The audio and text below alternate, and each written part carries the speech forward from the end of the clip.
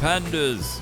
Having a bit of a spring clean, are we? Well, it's been raining all morning and we didn't know what else to do. Doesn't it look good, Mr. Narrator? Yes, Lulu. It looks wonderful. Look, Pandas, the rain has stopped just as you have finished cleaning. Yay! It's sun time! Fun time!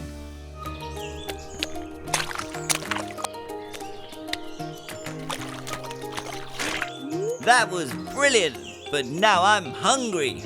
Me too. My tummy's rumbling because of all that running around. Let's go and wash our hands and then have some food. Oh dear, it looks like the pandas have made some muddy paw marks in their clean kitchen. Oh no! What's happened? It's muddy again.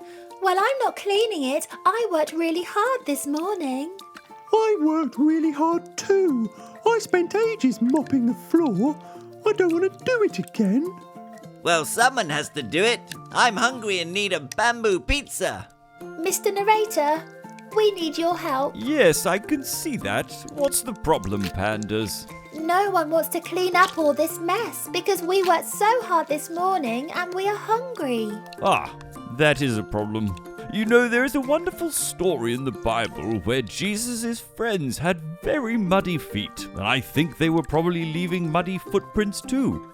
Why don't you get comfortable and we can open the Bible together?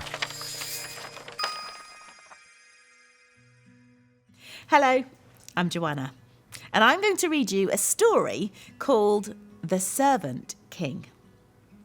It was Passover, the time when God's people remembered how God had rescued them from being slaves in Egypt.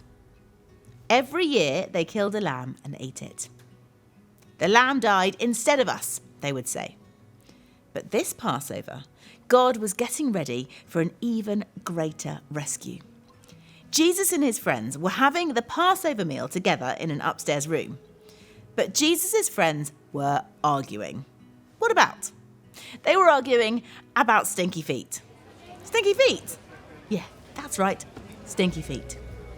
Now, the thing about feet back then was that people didn't wear shoes. They only wore sandals, which might not sound unusual, except that the streets in those days were dirty. And I don't just mean dusty dirty, I mean really stinky dirty.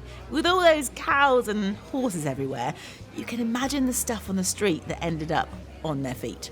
So someone had to wash away the dirt. But it was a dreadful job. I mean, who on earth would ever dream of volunteering to do it? Only the lowliest servant. I am not the servant, Peter said. Nor am I, said Matthew. Quietly, Jesus got up from the table, took off his robe, picked up a basin of water, knelt down, and started to wash his friend's feet. You can't, Peter said. He didn't understand about Jesus being the servant king. If you don't let me wash away the dirt, Peter, Jesus said, you can't be close to me. Jesus knew that what people needed most was to be clean on the inside. All the dirt on their feet was nothing compared to the sin in their hearts. Then wash me, Lord, Peter said, tears filling his eyes, all of me. One by one, Jesus washed everyone's feet.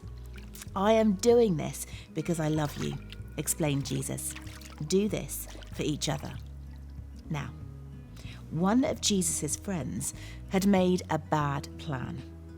No one else knew what the bad plan was, but Jesus knew, and so did Judas. Judas was going to help the leaders capture Jesus for 30 pieces of silver. Go on, Judas, Jesus said. And Judas got up from the meal, left the room, and walked out into the night. Then Jesus picked up some bread and broke it. He gave it to his friends. He picked up a cup of wine and thanked God for it.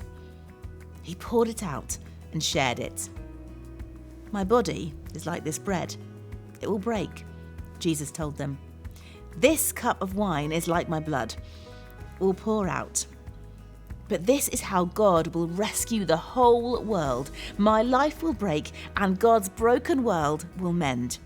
My heart will tear apart and your hearts will heal, just as the Passover lamb died. So now I will die instead of you. My blood will wash away all your sins and you'll be clean on the inside, in your hearts. So whenever you eat and drink, remember, Jesus said, I've rescued you. Jesus knew it was nearly time for him to leave the world and go back to God. I won't be with you long, he said. You are going to be very sad, but God's helper will come. And then you'll be filled up with a forever happiness that won't ever leave. So don't be afraid. You are my friends, and I love you. Then they sang their favourite song and walked up to their favourite place, an olive garden. Open the Bible, let wonder fill our hearts. On every page a voice is calling, let wonder light the path. We're a part of God's great story of grace amazing, a world he's changing, a king who's saving and holds us in forever love.